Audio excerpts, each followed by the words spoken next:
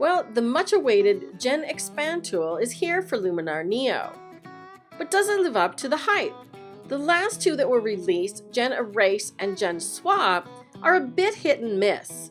So is this one any better?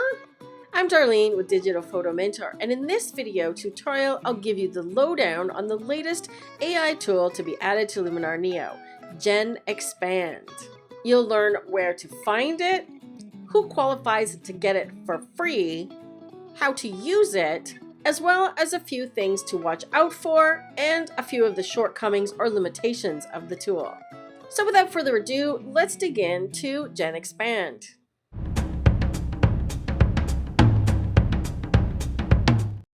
Before I actually hop over into Luminar Neo, I'm going to answer a few of the frequently asked questions. These come up every time a new tool is introduced. The first thing you need to know about GenExpand is that you do have to be connected to the internet to use it. It's a generative AI tool. That means that it's sending information to the Skylum server, retrieving some data, and bringing it back to your image. So if you find there's a bit of a lag running this tool, check your internet connection speed. It's not the computer or the program that's slowing this one down, it's the internet speed. The second big question that's often asked is, how do I get this tool and do I qualify to receive it for free? If you have a pro subscription or you own the Creative Journey Pass, all you need to do is update Luminar Neo and you should see the tool show up. If you have an older subscription, such as the Explore package, you'll need to upgrade to the Pro model to get this tool. Likewise, if you have a lifetime subscription that you bought previously, you will need to get the Creative Journey Pass. Moving on to another question that I can see coming up frequently is, how are all of these new Gen AI tools different? We now have GenErase, GenSwap, and GenExpand. How they are different is GenErase is designed to select an area of your image that you want filled in. In other words, you want something erased from your image. GenSwap is designed to swap something out. So for example, if there's a cow and you would rather have a horse, or if somebody's wearing a red top and you'd rather have a blue dress. You can also use GenSwap to add things to your image, such as jewelry or objects in the background. GenExpand, this new tool, is designed to enlarge your canvas or the edges of the image and have the program fill in the gaps. You'll see some examples in a moment. And lastly, I'm going to combine these things because they're kind of similar. There are some pros and cons as well as some limitations of this tool. Once again, I'll show you some examples of what I mean. Now it's time to hop over to Luminar Neo to take a look at GenExpand and how it works. If you've already tried the other two generative tools, you'll know where to find GenExpand. It's in the right-hand panel just below GenSwap. To activate it, all you need to do is select an image, like so, and then either drag it onto the tool or just click the tool and it will open. Again, if you don't see the tool in that location, you need to make sure that you are up to date with the current version of Luminar Neo and that you have either the Pro subscription or the Creative Journey Pass to be able to access this tool. You'll notice once it's opened, it looks pretty straightforward. There's not much to it. Literally, there's just the image, a cropping box around the outside, and a pull-down menu to resize it. To activate it, all you need to do is enlarge the canvas by grabbing the outside of one of the cropping handles, like so. Then you have the option of either clicking expand at the bottom and just letting the program fill in what it thinks should go there, or you can enter a prompt in the box. I've had good luck with it, just letting the program do the filling in. So let's hit expand and see what happens on this image. And there's the result. I find that it does take about 30 seconds to give the first result, and I have a really fast internet connection. So if you're finding that it takes longer, again, remember it has to do with the internet speed, not your computer or the software.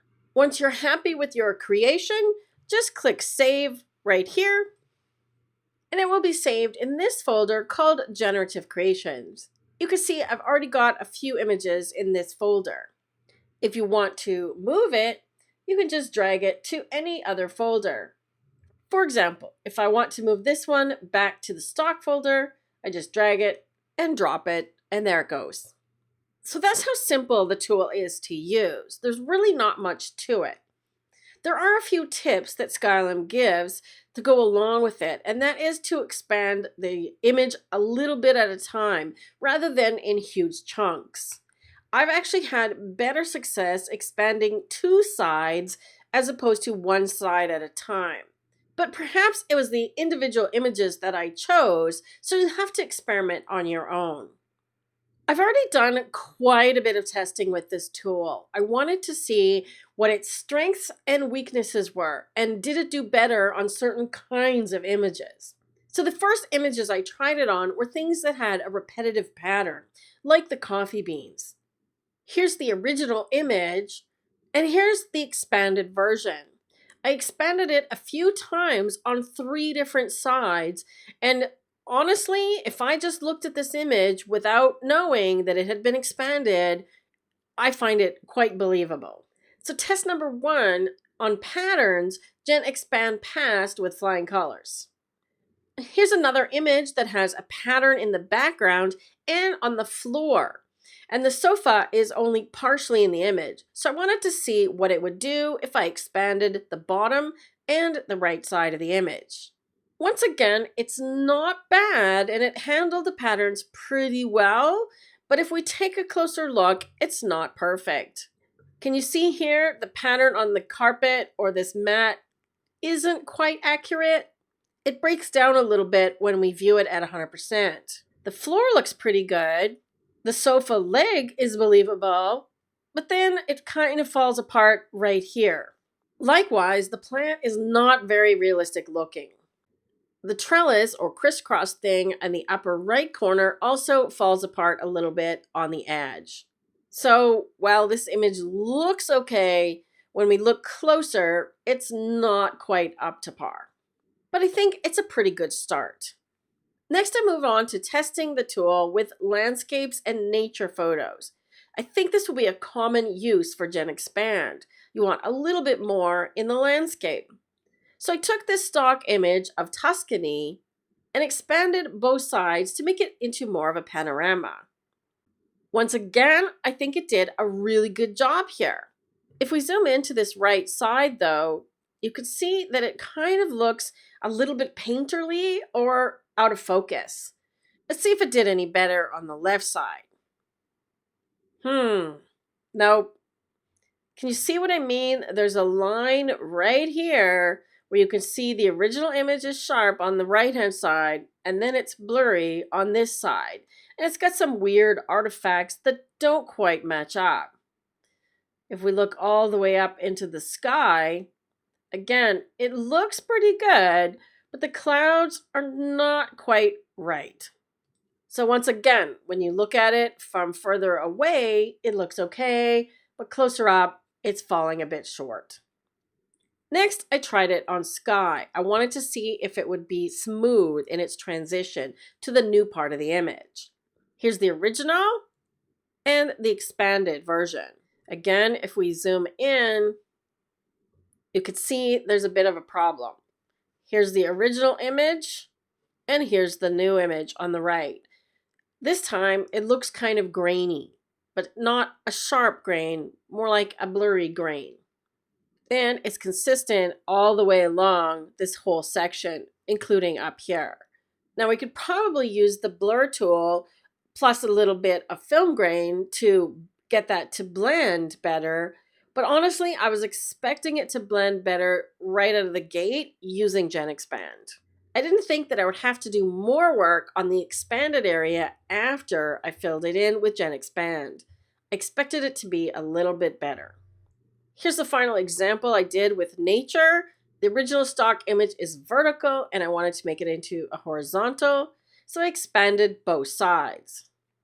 This one is fairly impressive because it's got the mountain and the reflection correct, as well as the sky reflection here. This side seems to have gone a little bit wrong. So the hill is coming around the side.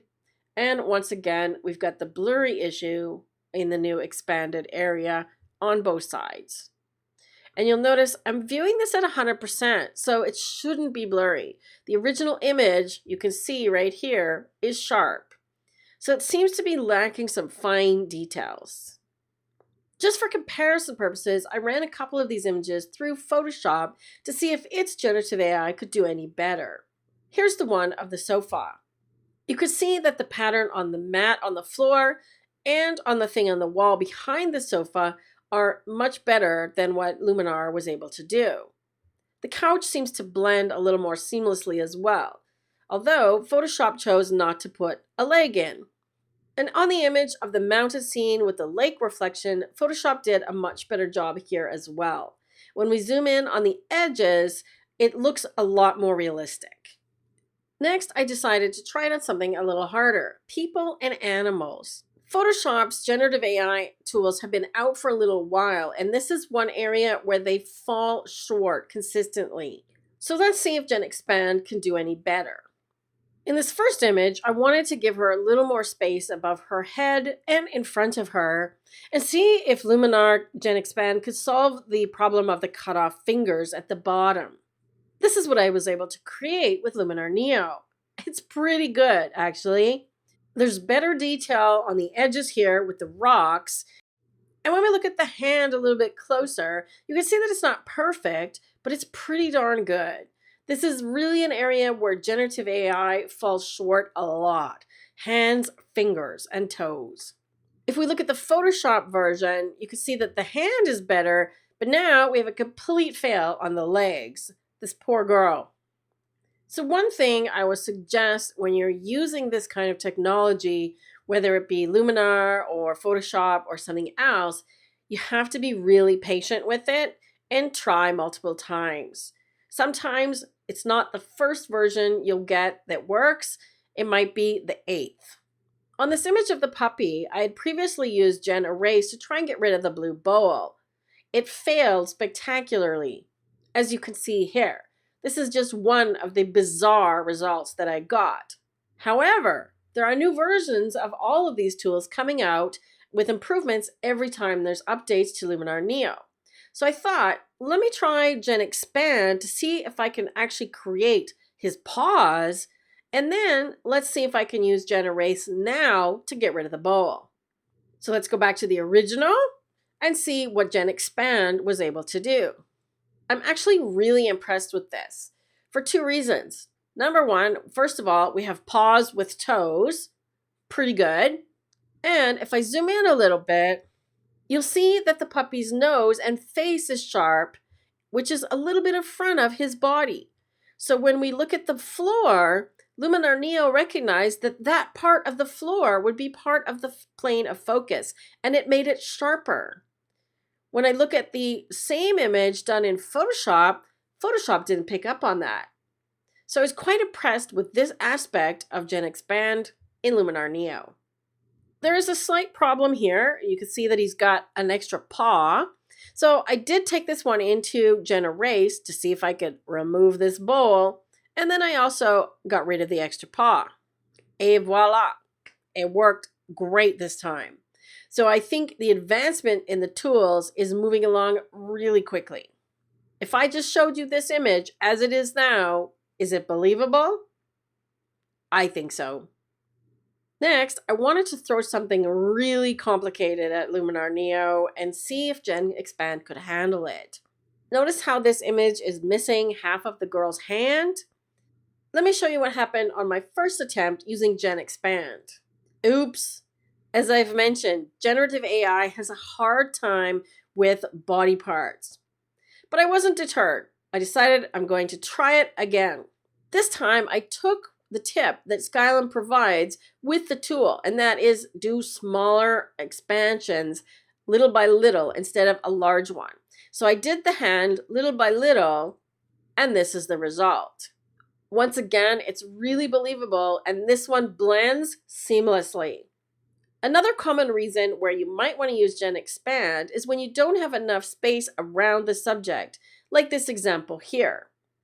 I wanted a bit more ground in front of them and a little bit more to the right. So using GenExpand, I was able to do that quite easily. I can also imagine this being really handy when you need more background if you're doing something in the studio and your background's just not big enough. Now, it's not a problem.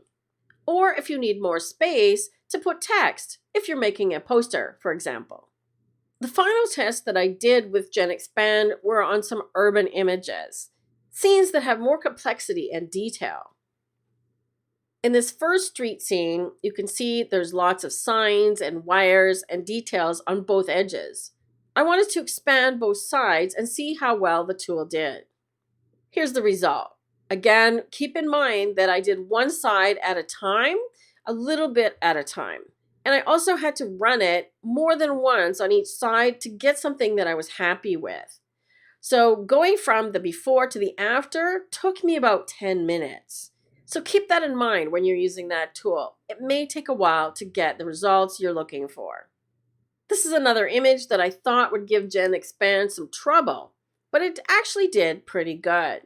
I enlarged the image on the bottom and on the right-hand side, and it made it look like there's a curtain there or something, but it matches up pretty well. Compare that to this result that I got in Photoshop. I tried Photoshop multiple times on that right-hand side. I think I generated 9 different versions, and I didn't get anything I liked. This one was straight out of the box with GenExpand on the first try. So again, if you have Photoshop and you're doing some comparisons, I find that sometimes Luminar Neo is going to win and sometimes Photoshop's going to win. And I think that's just the nature of the beast of generative AI. It is a bit hit and miss overall. In this scene, I wanted to see how it would do if I expanded the top and the bottom. It did extend the wires and the sky, but once again, it's a little bit grainy in that area if we zoom in. Can you see what I mean? There's a definite line where the original image ends and the new part begins. So it's not blended quite well enough. In this head-to-head example, Photoshop took the win. So you're starting to see that one program isn't necessarily better than the other. They each have their pros and cons and strengths and weaknesses. The last thing I tried this on was a panorama. So I stitched several images together and I wanted to see how GenExpand would do filling in the parts that the panorama missed, like this example here. Let me cut to the chase. It didn't. Here's the image inside the GenExpand tool. And I thought, or I hoped, that if I expanded it up, it would fill in the place that I expanded and that white part. But watch what happens when I hit expand. You see? It filled in the part on the left where there was image here, and it did fill in the right side, but with more white. So not what I was expecting. This can be a really common issue with making a panoramic image, so I was hoping that GenExpand would solve this problem. I tried doing it with GenErase, didn't work. Tried filling it with GenSwap, even entering a prompt to say fill sky, and while I was able to get the sky filled successfully, the bottom part didn't fill very well at all. So I'm hoping this is something that they will expand into with this tool. Sorry for the pun. So after experimenting with this tool for 2 or 3 days, I have a few tips for you. First, expand the image only a little bit at a time. Something like that, as opposed to that, or like that. Just for fun, let me hit expand and see what happens. You see the problem? That didn't work so good. One thing to note is that the undo function does work in this tool, as well as the keyboard shortcut for undo and redo. So Command or Control Z or Z works to undo, and Shift Command Z or Z to redo. You'll also notice that I have to use the pull-down menu to resize the image because the keyboard shortcuts for zooming in and out do not work. That's a little bit of a bummer for me because I'm always using keyboard shortcuts. If you'd like to get a copy of my Luminar Neo keyboard shortcuts cheat sheet, I'll put a link for you to download that in the video description below. So remember, small bits at a time, and if one side isn't working, try two sides, but keep your adjustments small. Then if you want to go further, just do another small expansion, bit by bit.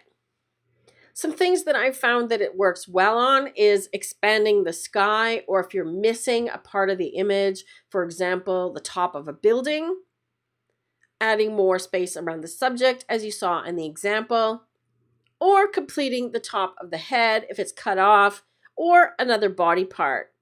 Here you can see it filled in the hat nicely and expanded on the girl's arm. But as I've mentioned already, beware of hands, fingers, toes, and faces. I find that generative AI overall doesn't do a great job on those things. As you saw with the girl's hand, if you don't get the result you want on the first try, you could try again just by hitting the expand button once more. If you're still not happy with your results, undo or cancel out and try again from the beginning and make a smaller adjustment. That's how I was able to achieve a better result with the hand. Something else to keep in mind is do all your edits on the raw file first before you do GenExpand, because once you've done that, you're going to end up with a TIFF and you'll lose the raw image data. So raw editing first, then generative AI. I have a few wish list items and feature requests for this tool.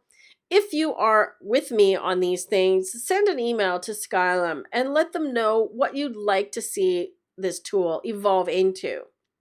I'd like to see an aspect ratio guide as part of the tool, so I know if I'm sticking to the original 4:6 format, or I've gone to 4:5, 16:9, or 1:1, for example. It would also be really handy if it gave us more than one option or version every time we hit expand. With Photoshop, you get to see 3 every time. So that helps cut down on the time spent sending information to the server. I'd also like to see it work on panoramas like the example I showed you. And there's no preview right now, so the eyeball function or before and after doesn't exist. I'd love to see that as well. And finally, I'm curious to see where they're going to go with all of these tools now that the 3 are out. Because if you do GenExpand and then do GenErase like I did on the image of the puppy, you end up with 2 different TIFFs. One that's been expanded and then one that's been erased. If I then want to use GenSwap, now I have a 3rd generation TIFF. So it's creating a lot of images. I'd like to see it combine those 3 tools into one so that I could work with them together, not separately, and have fewer generations of the image. Okay, that was a lot, right? Let me ask you this. After GenErase and GenSwap came out, I sort of surveyed and asked people if they think they're going to use that tool. And overall, a lot of the comments that I got was probably not. But could you see yourself using this one? I can. Sometimes you just want a little bit more space on the edge of your image or something that's been cropped out that you want to fill in. And I think this tool will be really useful. Is GenExpand something that you think you'll be using? Let me know in the comment area below.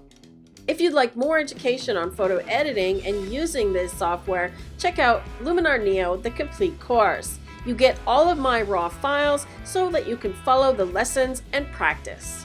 And as always, if you'd like to watch another video here on YouTube, click one on the screen now. So have fun with the new AI tools, and I'll see you soon. Take care.